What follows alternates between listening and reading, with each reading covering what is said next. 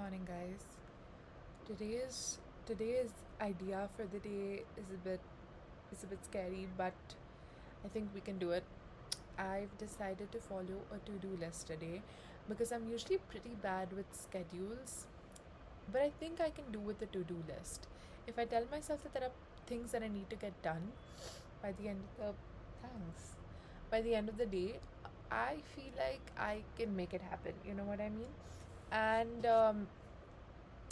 I I have a couple things. Not too difficult. I'm pretty sure I'm going to do things other than that as well. But these are things that I absolutely need to get done. Okay. Number one is exercise class. Number two is bake a brookie type thing. Third is reading the newspaper. Fourth is math, and final is logic. And I think it's doable. I mean, I've woken up pretty early, so I have like the entire day in front of me. So why wouldn't it happen? Why wouldn't it happen? Why wouldn't it happen?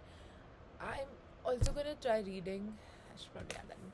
I'm gonna try reading a new book. I bought this book called Blue Sisters. Should probably get through it. And then I'm gonna start reading more serious books. Like White Nights. Is that I don't think that counts as a very serious book, but I feel like if I tell people that I've read White Nights, they're probably gonna think I'm really smart. So I'm gonna read White Nights. I started reading it and then I got bored. But I'm gonna start reading it again and make attempts to stay consistent with it, try and understand it, try not to be that insane of a yearner. If that's even what the book and if that's even what the book has, like I'm not even sure. What my friend read up until like the third night or something, and interesting things to say. I feel like I want to be able to contribute to conversation. You know what I mean? At least up until the third night. Um, I was gonna write reading books. What else? What else? Nothing. It's too early in the morning for me to give you guys any kind of update. But oh my god, wait. I'll show you my I'll show you my exercise fit. One sec. Hi, this is the pen. I think it's pretty cool. I mean, I like quite like it. I like the blues. I feel like blue is definitely my color, like navy blues kind of thing. So I'm gonna go for exercise class now.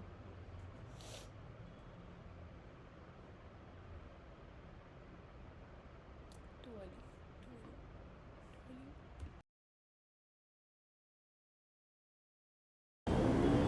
Hi guys, I'm Aishani, and we made this entire thing for Nantara, and I hope she really likes it. Bye. Nantara, are you excited? Every single time. Why you fooled? It's a good dumb. thing. You just know, but like I should have seen the signs. My grandmother was so adamant about taking me to West Side today, and I was like, "We'll go after 6 o'clock." She's like, "No, I have work." And then we reached there. She's like, "No, I really don't have that much work." And I was like, "We could have gone after the meeting," and she's like, "Nah, nah, nah." Do you like it? Difficult for me to take her out today. I don't want clothes. Yeah, I did not need clothes. And she's like, "Can you buy something?" And I'm like, "No, I don't want to buy anything. My closet is literally like." Hi guys, it's really late at night. I wasn't able to get everything done on my to-do list, but it's fine because tomorrow's a new day and I'll just try again. I'll run back. So I wrote a poem inspired by this post I saw where Bob Ross was near like a deer, and he was saying if he could, he would take it home, but that's just not where the deer is meant to be. And I wrote a poem about it because it in my head it connected to the idea of letting something go despite loving it, because you know that that's not where that you know that it's better for that person. I won't elaborate. I'll elaborate after the poem because I tend to ramble a little bit. So I want to set the deer free despite all I imagine it to be, huddled up next to me, close to me. Reluctant as I may be, I want to set the deer free. It belongs in the forest, delicately among the trees. Among dangers it's destined to meet, emotional terrors that have nothing to do with my fickle human needs. I need to set the deer free. Outside my imagination, it has a life it needs to lead. The spots on its skins are constellations that don't belong to me. Exhausted as I may be, its soft fur is not entitled to me. An ancestral comfort, not kindness to covet me as I imagine it to be. I wish to set the deer free because outside my heart it has a life to lead, a life that has nothing to do with me. I want to set the deer free because right next to me is just not where it is meant to be. And I think that this poem encapsulates what I was thinking about today, which is letting someone you love go because you know that it's what's best for them. And I think, it's a really painful concept because why would you ever want to let something go if you love it that much? But honestly, if you truly love someone or something very much and you know that with you is not where, okay, I'm going to talk about people. Okay, like maybe there's someone that you love very much, but you can tell that they are happiest when they're with you, or you aren't able to give them everything they want.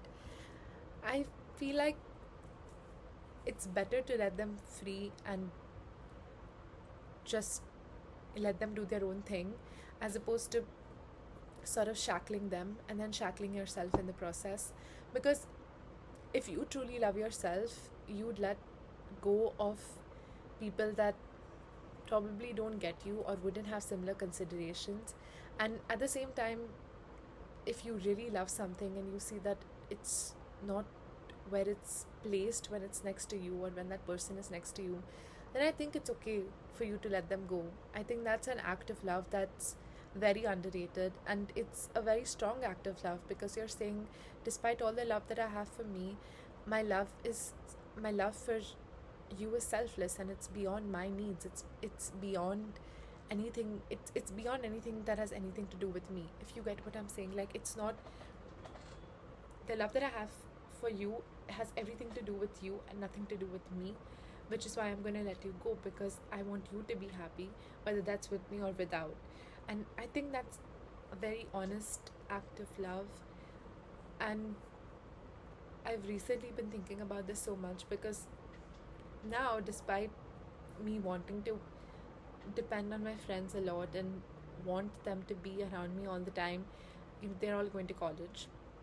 They all need to have some space to explore new friendships and start this like new chapter of their life with full force, and like have all like complete emotional, not I don't think they're shackled when they're next to me, but I just don't want them to feel like they're neglecting me or something when they're going out and forming these new relationships. Like I don't want to hold them back, you know what I mean? And that doesn't mean I'm letting go of the friendship, but then I have to let go of my incessant need to keep sharing, keep talking about my problems, and keep expecting my friends to be there for me all the time. Although my friends are great and they will be there for me if I need them to be, but at some point I have to learn how to deal with my own problems in a way that doesn't necessitate someone else's help, if that makes sense. I think I'm going to start using scripts for my videos because I have things to say and in my head I can articulate them pretty well, but then sometimes when I say things I get lost in my words. But as long as my idea is there and you guys can sort of understand, I'll try again another time. But thank you guys for being there with me today too. And I love you. Good night. I'll see you soon.